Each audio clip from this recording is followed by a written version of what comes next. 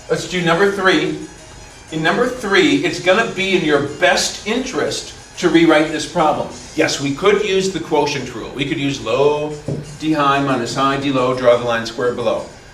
But I want to show you that if we rewrite f of x as x to the 5th minus 3x times, rewrite this as x to the negative 2, now we've got a product. This function is a product, and we can take the derivative of the product by setting up the product rule skeleton.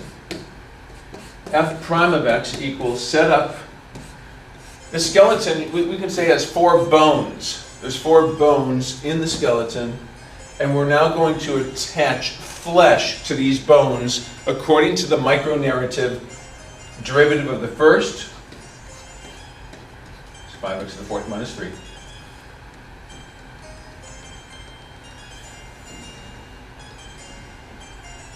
Times the second plus first times the derivative of the second, which is, write down what you think the derivative of the second factor in the product is, and then I'll write it down up here. When you're done, you can look up and check.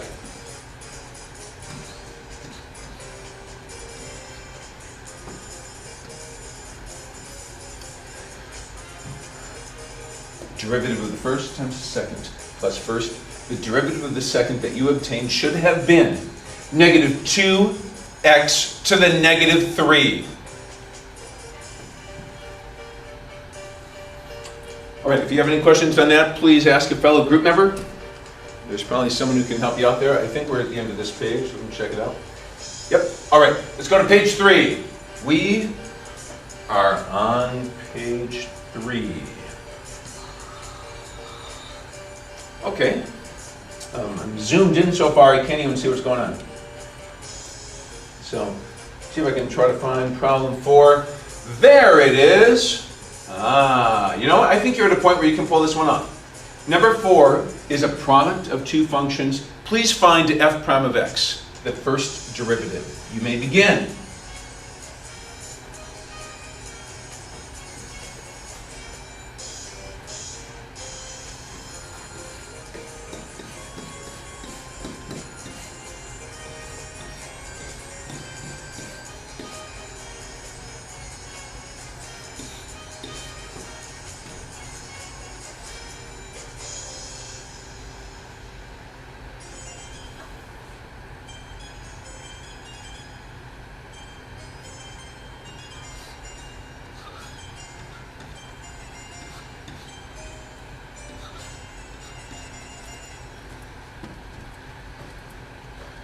Derivative of the first times the second plus first times the derivative of the second. In the back of the book, this would be simplified. They would write this as e to the, they might even factor out the e to the x. If you factor out the e to the x, you get e to the x times the quantity 1 plus x, or it might just be e to the x plus x, e to the x.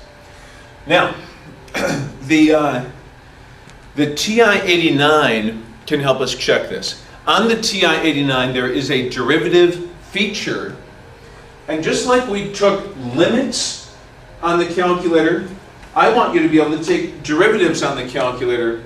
There are buttons you can press so that e to the x times 1 plus e to the x comes out. Now, the TI-83 and TI-84 will not take derivatives symbolically. They will take derivatives graphically.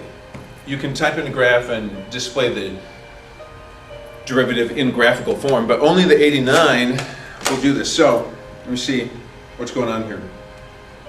So please turn your calculator on, go to Home, and I'm going to put the TI-89 keystrokes right here. So, on, Home, and you know, we learned in my pre-calculus class, it was Alexander Sleepak that helped me understand why it was when the TI-89 was doing a quadratic regression that it often got a domain error. We'd been messing around with the mode. We put mode into exact. On mode, there's an option for exact, approximate, or automatic. And just to explore the fraction capabilities on the TI-89, we changed it from automatic to exact. Well, that messes up quadratic regressions. So it gives a domain error. Here on this problem, I don't think there's any mode issues you have to watch out for. It doesn't matter whether it's in radians or not. So all you have to do is press on and home. And there's a derivative operator above the number 8. On this calculator, I have to press yellow first. The titanium, maybe it's the baby blue key. Here's but mine's in yellow. So to type in the derivative of x e to the x, I'm going to get that d above the 8, and then I'm going to type in x times e caret x, comma x. That should do it. Now, here's my x button. X, use the multiplication symbol, and there's a couple of ways to get e to the x. I'm going to use the e to the x that's right above the x button. So I'm going to hit green diamond to x to get e to the x, which gives me in parentheses, I put the x in there, comma x. When I press enter, it gives me the form of the answer that's factored. So this is now what's on my calculator screen for the derivative. If you're getting numbers instead, you may need to do an F6, clear A through Z, if you happen to have a specific number stored in for x. So if you did not get the correct answer, do that. But there's only 2 arguments in the derivative syntax for the first derivative, and that is the rule for the function and the variable with respect to which we're taking the derivative. We're taking the derivative with respect to x. If you took the derivative with respect to y, you'd probably get 0, because there's no y in there. We'll try that. Taking the derivative with respect to y, sure enough, 0. So it matters whether you take the derivative with respect to x or y. So I do expect you to be able to do that on the TI-89. Let's keep going. Let's move on to number 5. D is a constant there. D has to be included in either first or second. So I would break it up like this. Here's first, here's second. Please write down what you think the derivative is. You may begin.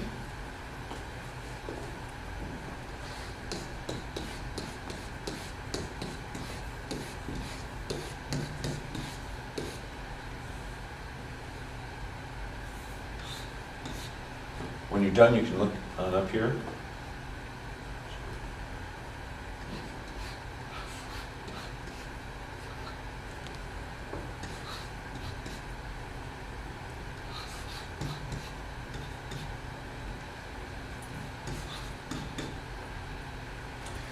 Now you can actually check this on the TI-89.